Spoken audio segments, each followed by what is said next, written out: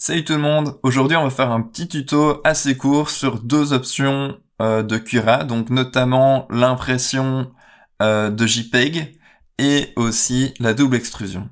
Alors pour l'impression de JPEG en général c'est plus facile de partir d'images très contrastées comme un logo noir et blanc. Alors on va prendre celui-ci.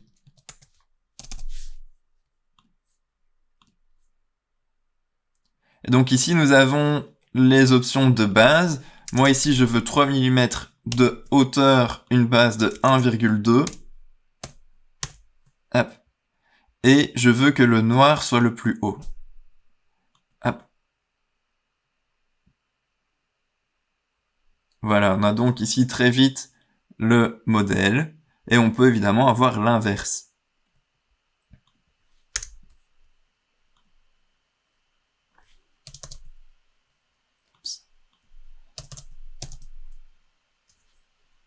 Hop. Et donc ici, je veux que le blanc soit le plus haut, comme ceci. Voilà. Et donc ici, on a donc les lettres en creux. Alors ça marche pour des logos. La définition est relativement bonne vu que le contraste est très élevé et que c'est quelque chose de très simple, mais ça peut marcher aussi pour d'autres choses. Et donc, on va importer une image à fort contraste, comme celle-ci. Donc c'est une estampe japonaise. C'est uniquement pour le tuto ici, et donc je ne vous conseille absolument pas de faire ce genre de choses parce que ce n'est pas une image libre de droit. Hop. Et donc, on va remettre le noir et le plus haut. Et vous voyez que les paramètres du dessus n'ont pas bougé.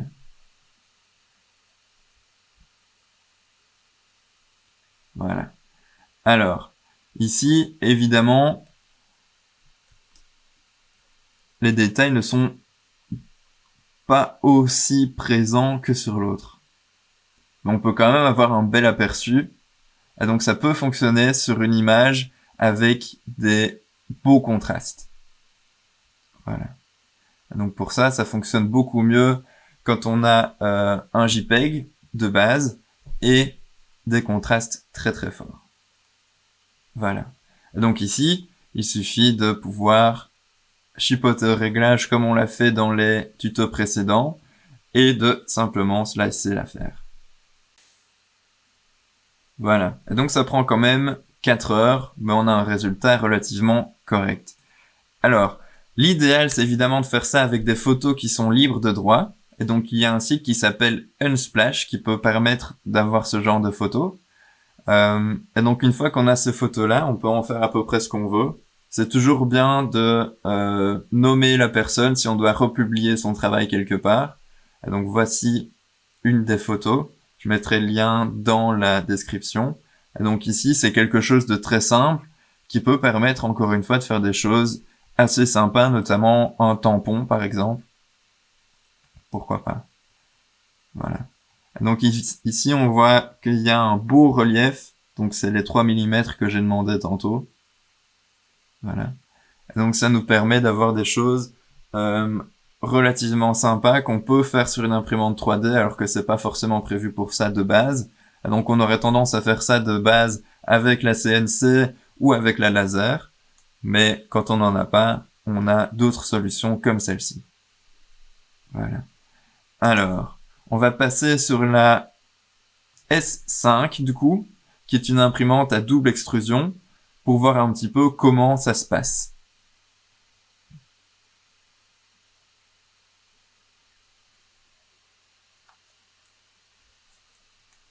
Voilà. Alors, dans le tuto de la semaine passée, Marine vous a montré comment couper un modèle 3D en plusieurs parties. C'est exactement ça qu'on va voir ici, mais pour l'impression. Alors, l'idéal, c'est de commencer par ici et d'aller changer les aperçus. Alors, ici, je vais demander du PLA rouge. On garde. Et pour la deuxième buse, je vais demander du PLA blanc. Ce qui est déjà le cas. Hop.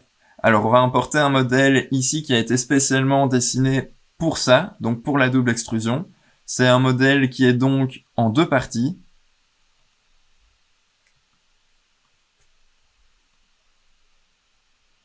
Voilà, et donc on a bien les deux parties du modèle.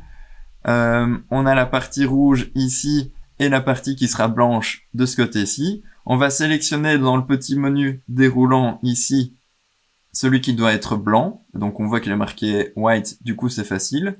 On va sélectionner maintenant l'extrudeur dans le menu ici. On va lui demander que ce soit le blanc. Hop.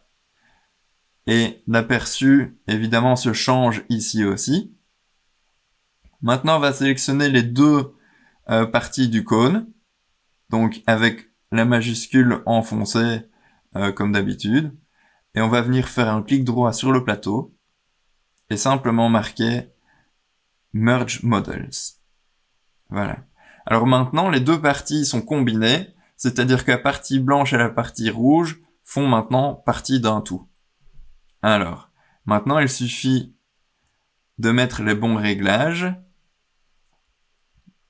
Et donc, on a 0,1 de hauteur de couche pour la deuxième buse. On va vérifier que c'est bien le cas aussi pour la première. C'est bien le cas. Voilà. Donc ici, comme ça ne prête pas, comme c'est purement décoratif, on peut laisser 1 mm, même si j'aurais tendance à mettre 1,2 dans d'autres cas.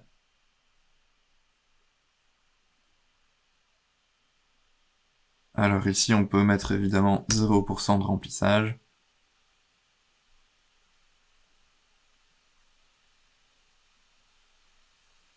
La vitesse ici peut paraître un petit peu élevée, mais c'est la vitesse de base pour l'imprimante sélectionnée.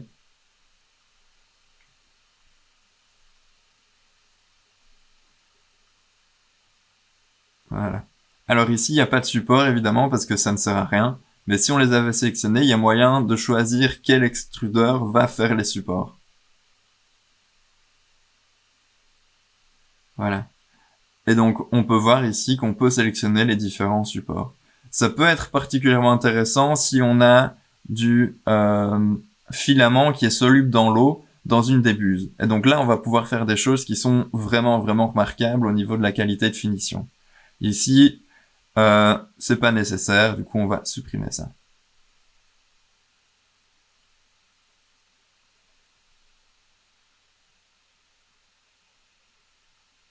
Voilà. Alors ici, on peut faire juste une skirt comme ça, c'est parfait.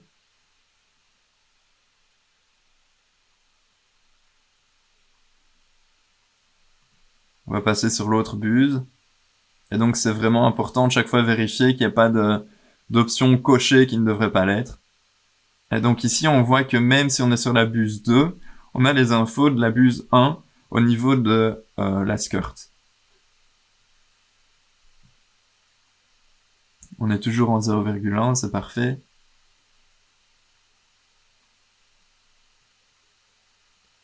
Alors ici, on a 20% encore, c'est beaucoup trop. On remet ça, à 0%, comme c'était de l'autre côté.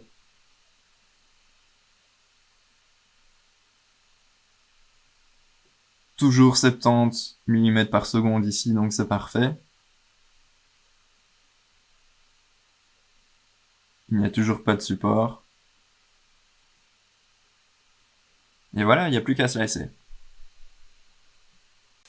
Et ça met quand même 2h30 pour pouvoir faire ce genre de choses. C'est assez logique parce qu'il y a deux mouvements, donc il y a la tête 1 et la tête 2, et il y a également la qualité d'impression. Voilà. Alors dans ce tuto, ça fait suite évidemment au tuto de Marine qui était publié la semaine passée sur comment diviser un modèle 3D en deux parties. Et donc ici, c'est simplement le côté technique de la chose. Voilà, j'espère que ça vous a plu. N'hésitez pas à nous montrer ce que vous avez fait dans les commentaires ou à nous poser des questions, à nous rejoindre sur les réseaux sociaux et pourquoi pas nous envoyer un petit mail à fablab@track.be. Voilà, bonne journée.